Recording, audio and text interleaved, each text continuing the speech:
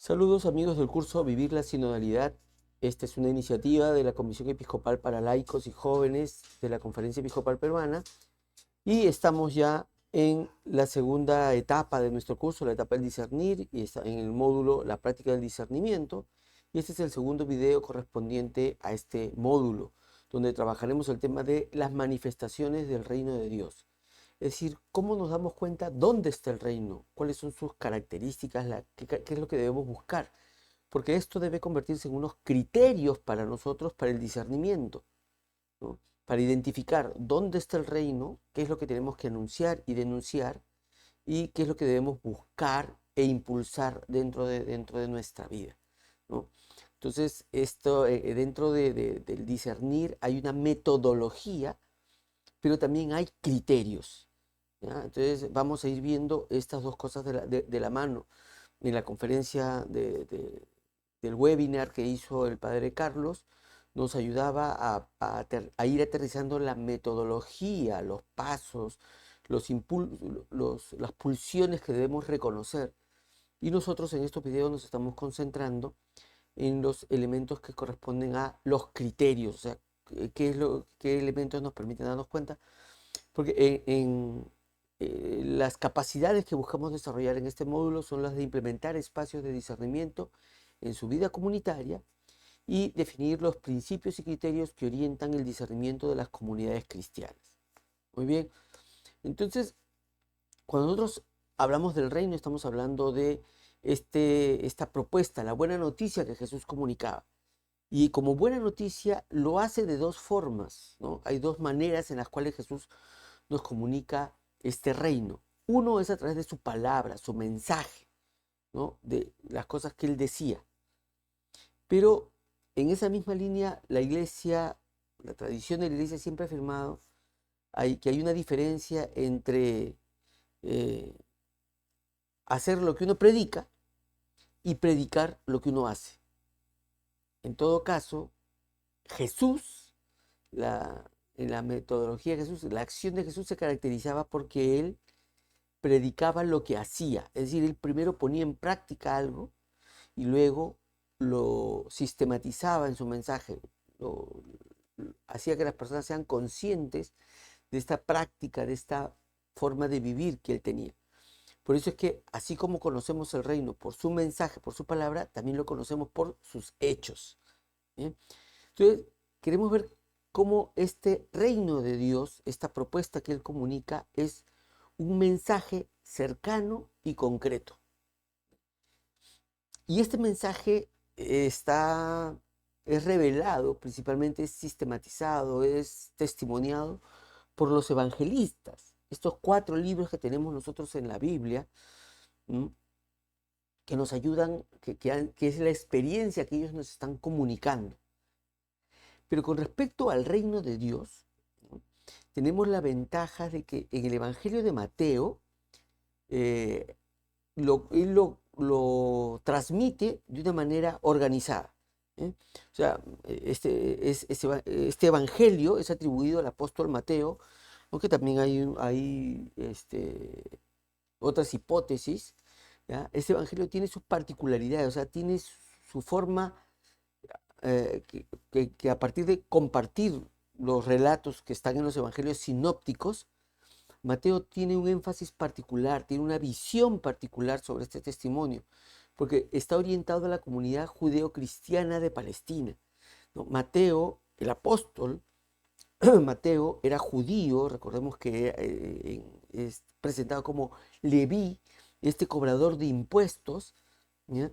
Entonces viene de la tradición judía y está escrito para a estos judíos que se han convertido al cristianismo y que buscaban no solamente mostrar que Jesús era el Mesías, ese es su primer objetivo, sino también cuál era la diferencia entre el Mesías que esperaban los judíos y el Mesías que Jesús nos mostró y nos revela.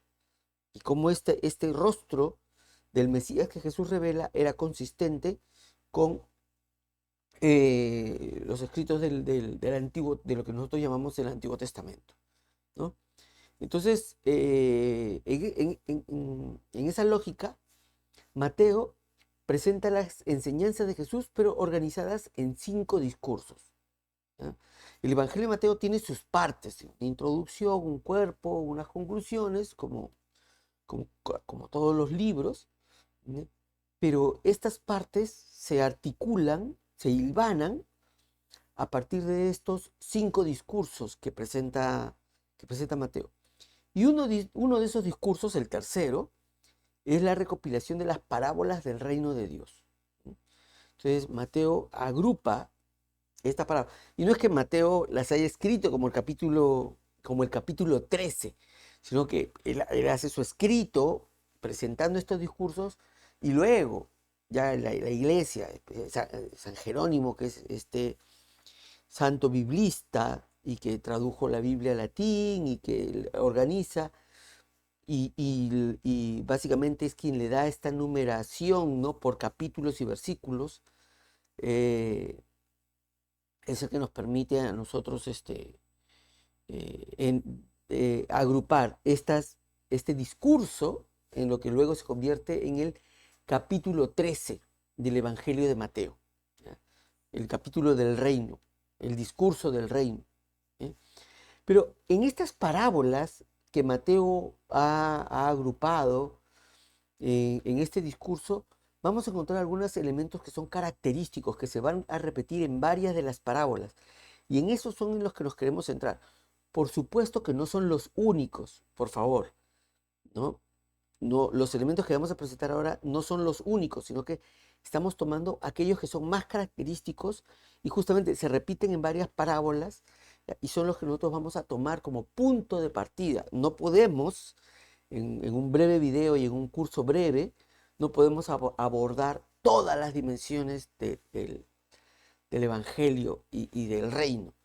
También hay que decir que ninguna parábola en sí misma, o sea, una sola parábola, no logra explicar toda la grandeza del reino. En cada parábola Jesús nos va transmitiendo una particularidad, un énfasis, un elemento, ¿no? Una cualidad o un conjunto de cualidades, ¿no? Pero no es la totalidad.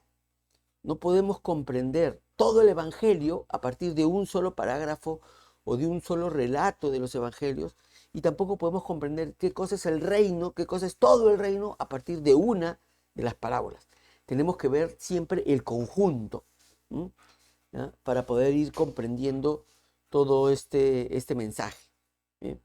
Entonces, hay que entender también que las parábolas son un género literario, ¿no? O sea, cada parábola tiene una fórmula, ¿no? Porque estas fórmulas tienen unas particularidades, así como cuando nosotros vemos una carta, la carta tiene sus partes, ¿no? Saludo, cuerpo, tiene fecha, tiene despedida, una firma, ¿no? Son las partes de una carta, ¿ya? Y existe el género literario carta, epístola, ¿ya? La parábola en sí misma también es un género literario. Tiene su función, tiene su forma, tiene sus partes, ¿sí? Pero, ¿cuál es el núcleo? ¿Qué es lo que caracteriza una parábola? ¿Ya? Su particularidad es que sus enseñanzas parten de presentar comparaciones desde la vida cotidiana, ¿no? Ya en otra sesión hemos hablado también de la parábola, y recordábamos que a diferencia de una fábula, que también son historias con comparaciones, pero en las fábulas nosotros vemos que en esta comparación, en estos relatos, hay fantasía, porque en las fábulas, los animales hablan, las cosas tienen vida, ¿no? Entonces, ¿no? Hay fantasía. En los cuentos, que también son relatos con enseñanzas, en los cuentos hay magia, hay hechiceros, brujas, hay poderes, ¿no?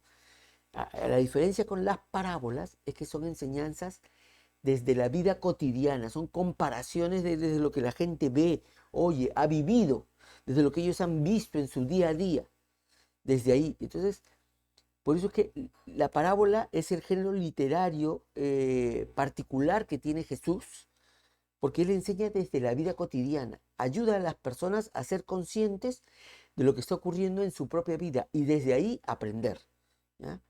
Y como les había dicho, Mateo reúne estas parábolas que hablan del reino, estas 8 parábolas, y en algunos casos con la explicación de algunas de las parábolas, y esto le da forma a lo que luego se convierte en el capítulo 13 del Evangelio de Mateo.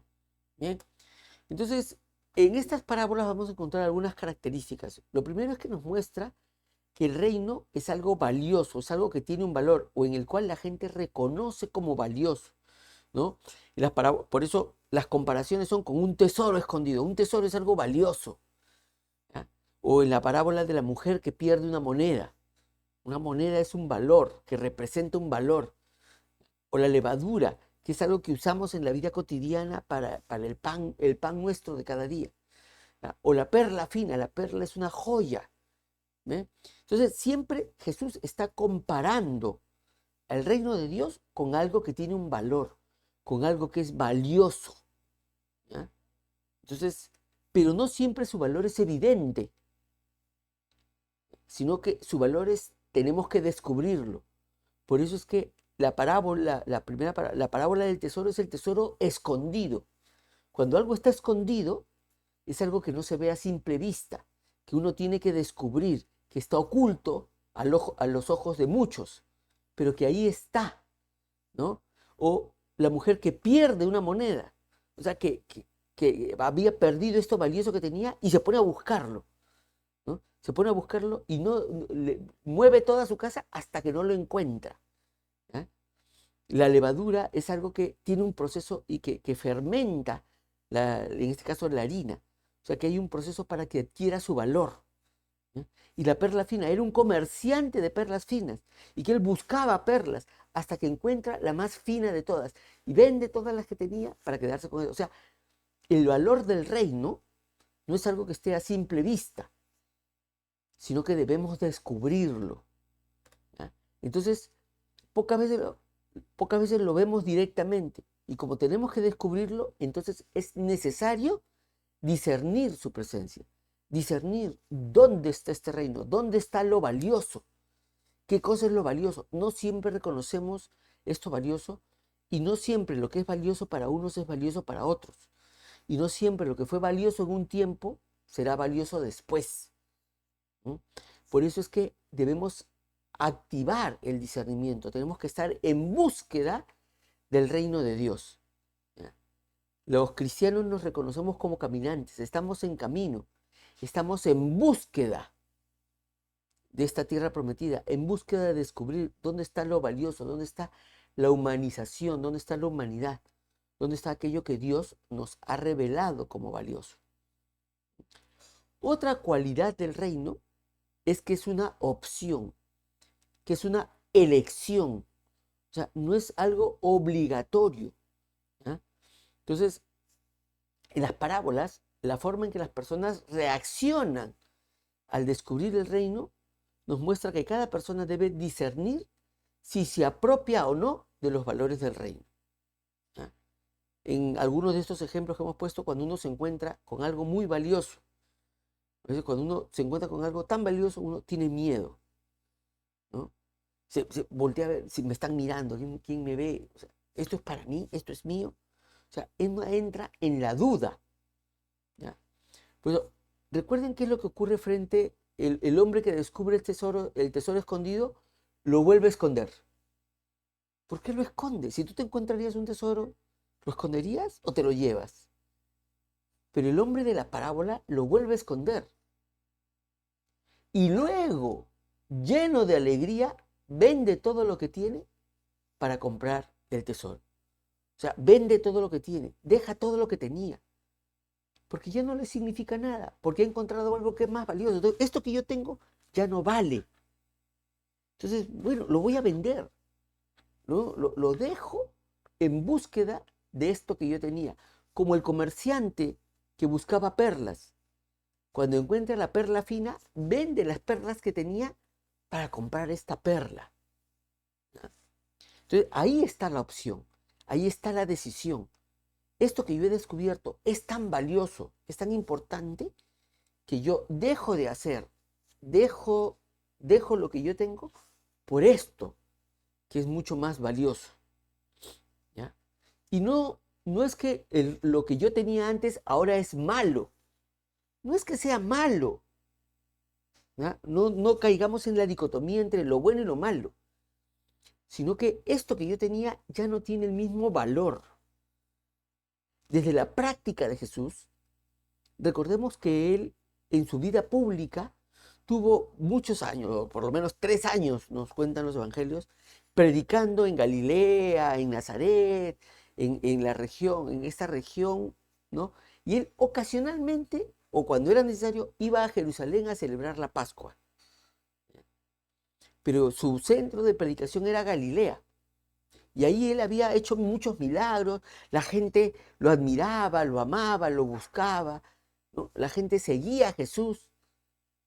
Y luego de haber hecho tanto bien por tanto tiempo, Jesús se da cuenta que para que las cosas cambien tenía que hacer algo más radical. Y ahí decide ir a Jerusalén.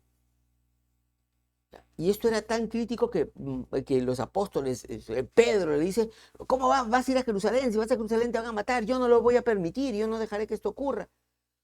Y Jesús le dice, oye, pasa detrás mío, Satanás, que tú me harías tropezar.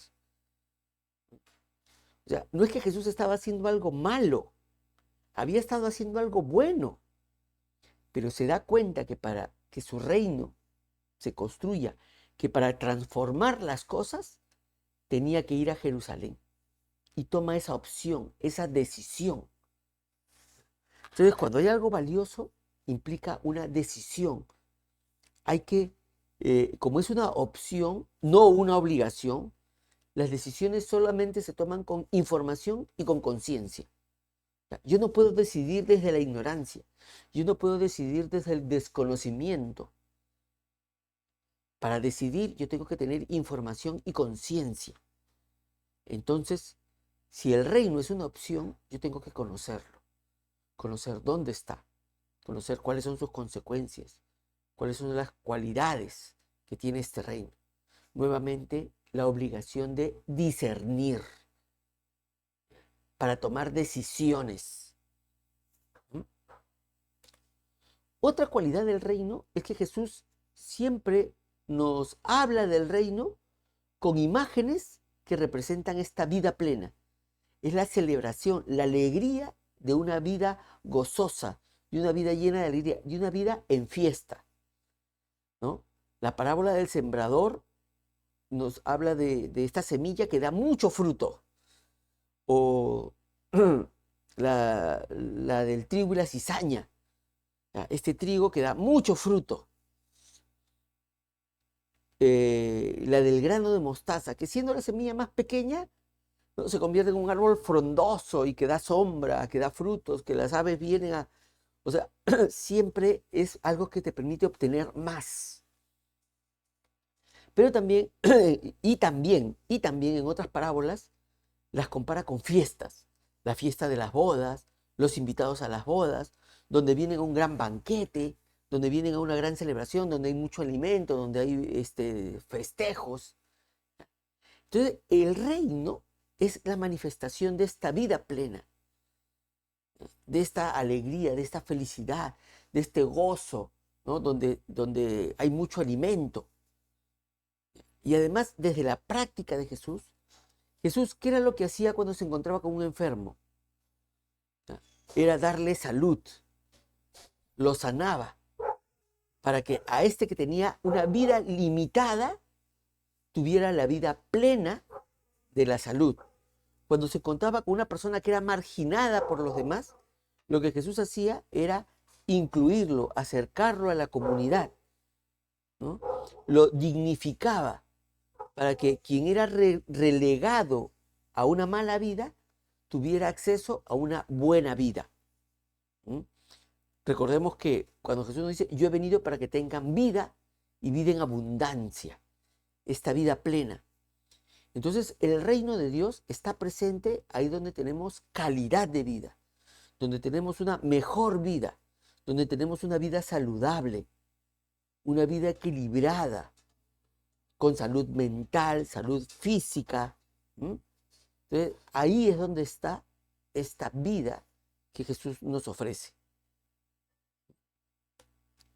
Y otra manifestación, otra característica del reino, es que no es que aparezca mágicamente, no es que aparece espontáneamente, no. El reino aparece a partir de un proceso. Por eso es que varios de los signos que Jesús nos presenta en las parábolas requieren de un proceso. Primero es la levadura, que requiere de la fermentación. ¿Ya?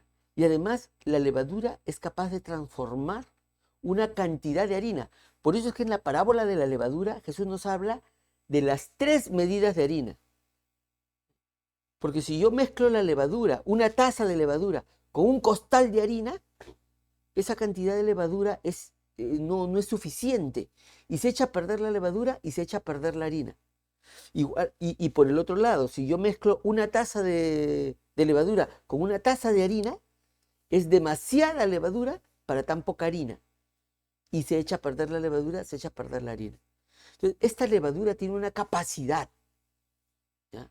Entonces, nosotros, como personas, como comunidad, como iglesia, tenemos una capacidad. ¿Ya? Y tenemos que discernir cuáles son nuestras 3 medidas de harina.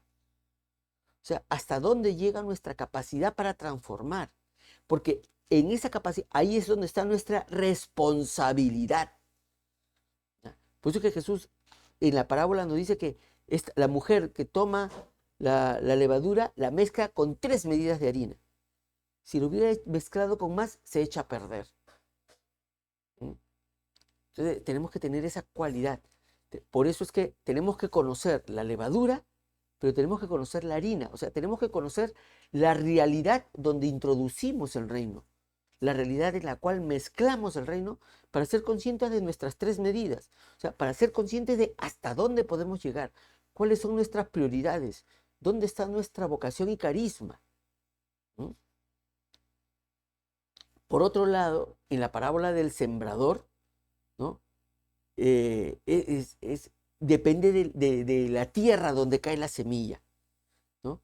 Y cada tipo de tierra produce o que la semilla no prenda, no germine, o donde la semilla germina y da mucho fruto. ¿Eh? Entonces, la tierra, las condiciones de la tierra permiten que el proceso se desencadene y que el proceso genere este fruto. En la parábola de la cizaña, hay un proceso de crecimiento. Si yo me acelero, si yo me apuro a arrancar la cizaña, voy a malograr también el trigo, ¿no? Entonces tengo que saber cuál es el momento adecuado para deshiervar. Dejar que el trigo crezca lo suficiente, que esté fuerte para resistir. Y ahí recién puedo remover la tierra, arrancar la cizaña. Entonces, el proceso tiene su momento.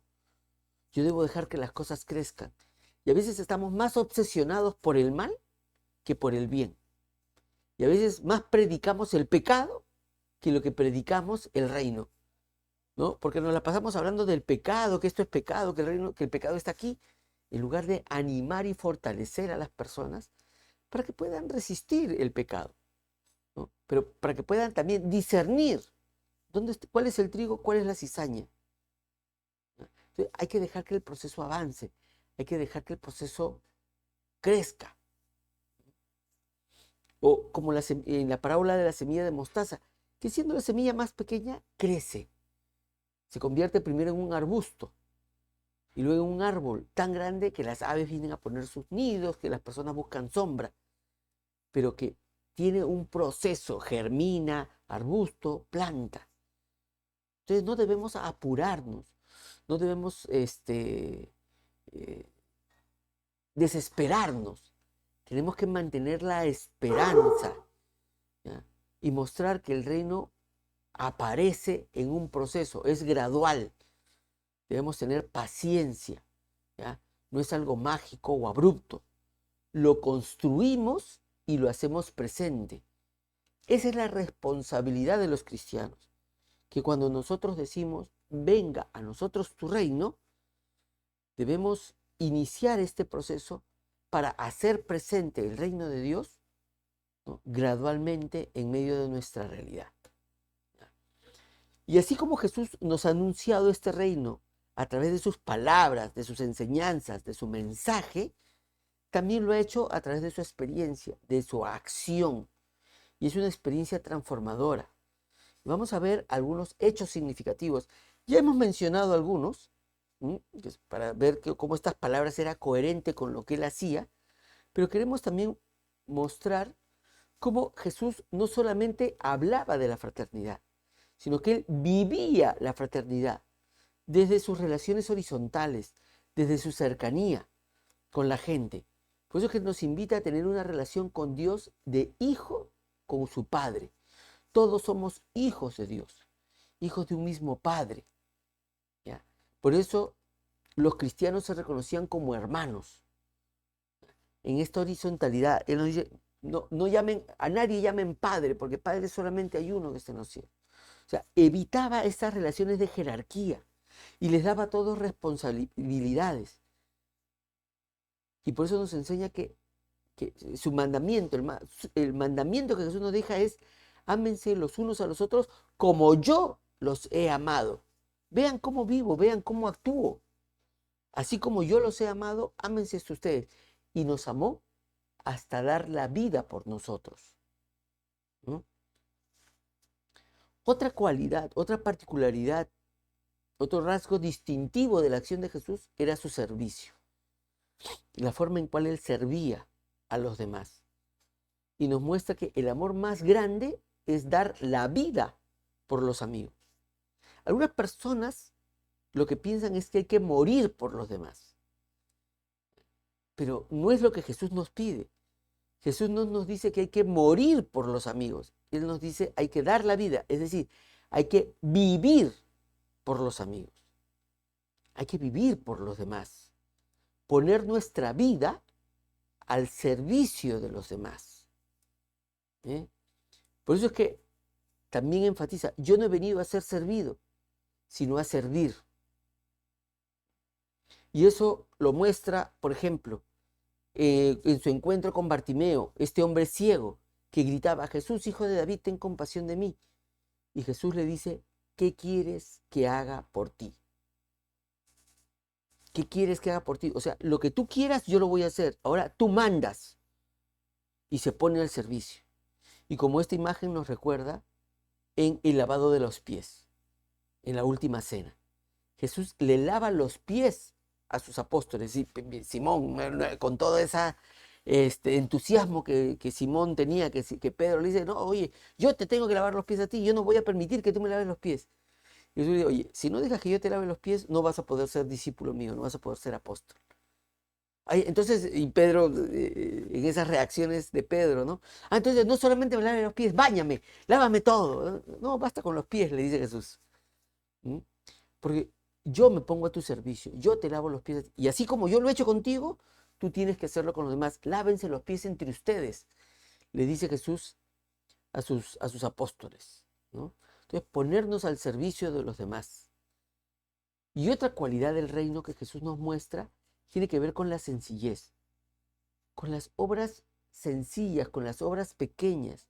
¿Ya? El mayor ejemplo está en la semilla de mostaza, que siendo la semilla más pequeña, se convierte en un árbol, ¿no? En un árbol al cual las aves vienen a poner su fruto. O sea, las aves se sirven del árbol. Las personas vienen a buscar sombra, encuentran un beneficio. Las personas se sirven del árbol de mostaza, ¿no? Pero que siendo lo más pequeño, se transforma en esto. O sea, tiene que ver con encontrar cómo con gestos pequeños, con pequeñas acciones, podemos transformar. Jesús actúa con cosas sencillas. Las parábolas desde la vida cotidiana, ¿no? Él sana con el barro al ciego de nacimiento. Escupe en el suelo, hace un poco de barro y se lo pone en los ojos. Con sus gestos, sopla sobre los demás. Le pone las manos, ¿no? Toca su lengua para tocar la lengua del otro. O sea, esos gestos sanadores para que las personas desde su cultura sean conscientes de lo que está pasando. ¿No? Con cosas sencillas. A veces nos desesperamos por hacer lo grande, lo vistoso. Pero a veces con lo más pequeño, con lo más significativo, podemos tener podemos generar un gran impacto.